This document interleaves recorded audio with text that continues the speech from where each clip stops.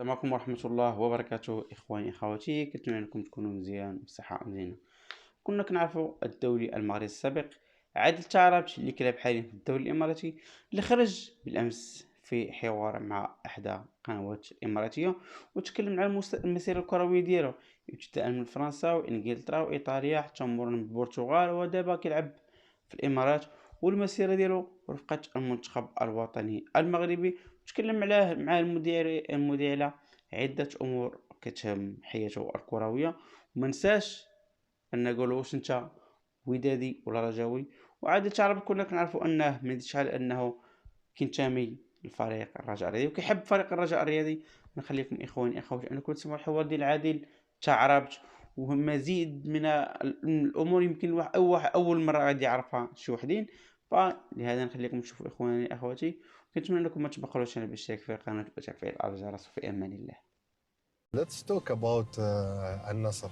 Yeah, it was always for me something in my mind that I finished my career in a Muslim country, and especially in the Emirates.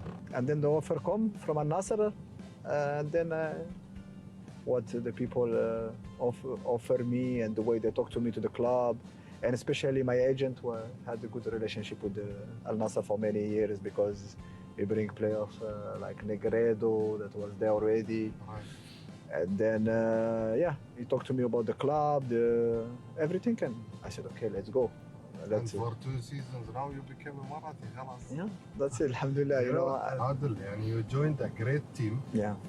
But it has been away from achieving and winning the title for more than 30 years. I mean the league. Yeah. The Pro League. Yeah. Can this matter like negatively affect the adoption of professional players? Well, I think it's different, but like I said, people cannot live with the past. That's what I learned from Europe, you know. We cannot say, before. Now is the situation where we are. And now we are not in a moment where we can say that our objective is to win the league. Even though if we can, we will do our best to do that. But I think right now, we are not there. I think for us, this season, if we finish in top 5, to be honest, it will be an achievement.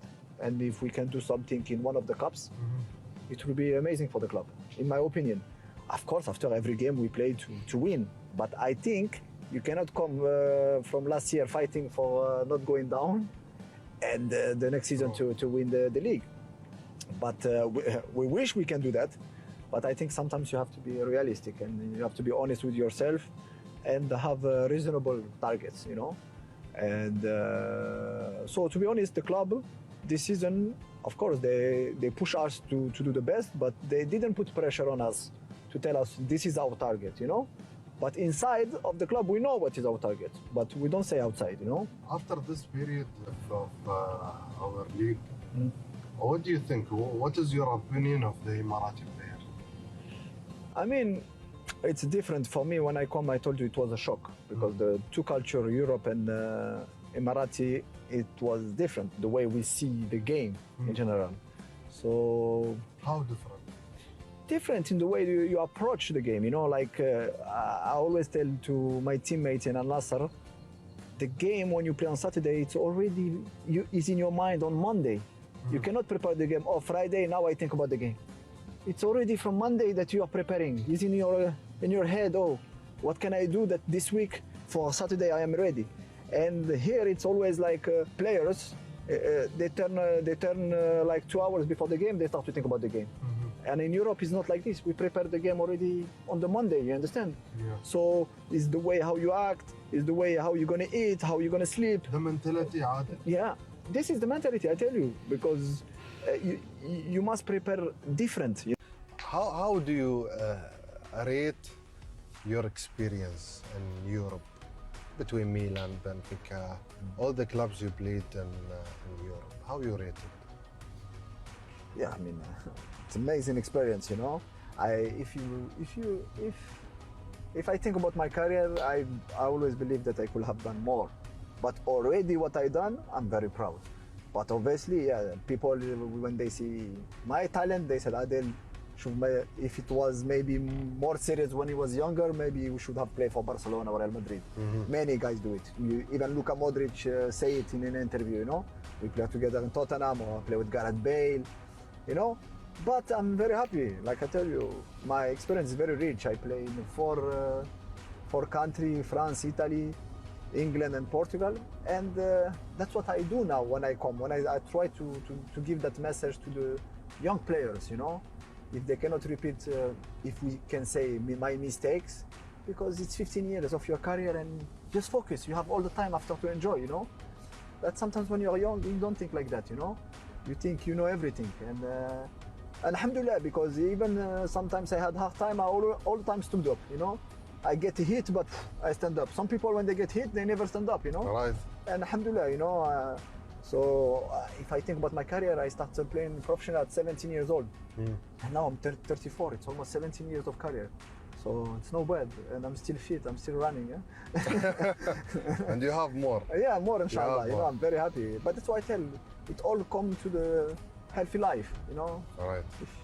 You know, so If I tell you about one thing you did in the past, yeah. especially in Europe, and if you go back to the time, you will not do it again. Yeah. What will be that thing? I think if I come back in Europe, I think it was my time in Tottenham. You know, I decided to leave Tottenham, and I think I should have been more patient because at that time, like I said, I was in Tottenham 17. I wanted to play. I wanted to play every game, and in my position was Modric and Van der Vaart. And the coach, I remember at that time, he used to tell me, Adel, your time will come. Your time will come. And I was impatient, you know. But Gareth Bale we are same age, me, Gareth Bale, and Kyle Walker, you know, the player for City. Yeah. And we were all in Tottenham, and both of them, they've been patient, and they just needed that one season that changed their life, you know. At that time when I was in Tottenham, Gareth Bale, he was not playing, and Nottingham Forest wanted, but he said no, I will wait until my time comes. And me, I decided to go because I could not accept to not play or play just 10, 20 minutes, you know, because I was in love with football. But I knew one good season in Tottenham, it was completely different. One of these clubs, Milan, but it was a short period. Why? No, but of course, yeah, in Milan, in my time in Milan, for the short period that I was the best player in Milan at that time, even though there was players like Kaká, Robinho, Sharawi, Balotelli. But after, unlikely, the coach was Seedorf, and the club decided to sack Seedorf, and they bring in Inzaghi. Inzaghi come with a different idea. And to be honest, I lost, after that period of Milan, I lost 1 year because I could not understand how I didn't stay in Milan, you know. And it was not because I didn't perform on the pitch, because all the fans, they were saying, we cannot believe that Milan didn't take the option to buy Adel. But another test from God, to see if I will stand up again, and I had 6-8 months where I was a bit lost, but again we found the energy, and You got the breast? You got the breast? I did, yes, at some point. Yeah. That things of Milan hurt me a lot, you know, because I worked up my life to arrive in a club like this, and I mean, there was not a reason, because after, of course, in Europe you have contract. The Queen's Park Rangers had a clause that Milan at that time they didn't want to pay, and yeah. But at the end of the day, like I tell you, everything happened for a reason, and alhamdulillah, now the time passed. I mean, the last time Milan played in Champions League, it was when I was there. So after that, 10 years they didn't play in Champions League. So yeah, but it's part of my career. It's a club that I love, of course, and then I follow all the time. So yeah. It's your number one club in the Europe? No, I think no. I think the club that I get attached the most with is Benfica. 7 years, amazing club, best academy, people so professional. I mean, in Milan it's different. You know, in Milan, if everything goes well, the fans come to the stage. And Benfica, you win or you lose, they are always there. It's the best period for you during the football career? Yeah, because people were saying that when you arrive 26, 27, you slow down. And for me, it was the opposite. When I arrived 26, 27, I started to push. And I started to play 60, 70 games by season when I started playing Benfica. So yeah, but yeah, the people follow you when you are around people, like I tell you, that mentality of winning. Not only Right. the players, I mean, on daily. You know, the physio, they were crazy of Benfica, the doctors, everything. All the things was concentrated of Benfica. Now we want you to push again Yeah, with Al-Nassr. yes, I will do that inshallah, and that is my ultimate goal is to try to give all my experience to the young players if I can help, and hopefully score many goals, a lot of assists. That's my goal this year, inshallah. Wish you all the best. Thank you very much. And describe me that moment when you represented the national team. Well, always great experience. I mean, when you represent your country, it's always a pride moment for you and your family. Yeah. So, yeah, it was nice, but I mean, it was difficult at the same time because condition in Africa. In Morocco, it was good, but when we were playing away in Africa, it was hard condition. I mean, the weather. We were playing 3 o'clock in the afternoon. The pitches, they were not correct. You know, so it was hard to perform like we perform in Europe because of the condition. I mean, now Morocco completely changed, you know, since the new president now, الرجاء, was arrived. I mean, he invested a lot in the academies, in facilities in Rabat, you know. It's one of the best academy, I think, in Africa and maybe even in the world. So, yeah, now we saw Morocco what they did in the World Cup, you know. So, it's a lot of work. I mean, it's not just now, it's an investment of 6-7 years. So, and now they make proud everybody. You, Adil, participated in the qualification Yeah. for the World Cup. Yeah, You was part of that success. yeah. Talk to me about that journey until what happened in World Cup 2022 in Qatar, and we all felt proud of the Moroccan national team. Yeah, of course. Yeah, I mean, for me it was a bit not a sad moment, but of course I want always my country to do well. But in that team I was playing every game, starting all the qualification, and I helped a lot the team to go there. And obviously the last day or month before the World Cup, the Morocco decided to change the coach. Baid and bring Walid, which he did very good job, and they put Morocco in the map. So very good, and we were proud. And I mean, I was in Dubai even when Morocco went to the semi-final. Burj Khalifa was all Morocco, so it was amazing. Yeah. Do you think Walid Regragui is a lucky coach, or he have really a great team around? No, I think coaching. I mean, Walid. If you come back, he was in Qatar, and after 4 months he was sacked. But Qatar, you know, in La Khoya, I think, yeah. But he did one thing good. He's Moroccan, and he said created a group that is a family fighting. I mean, you see the games with Portugal and Spain. I mean, defending 100 minutes, 115 minutes.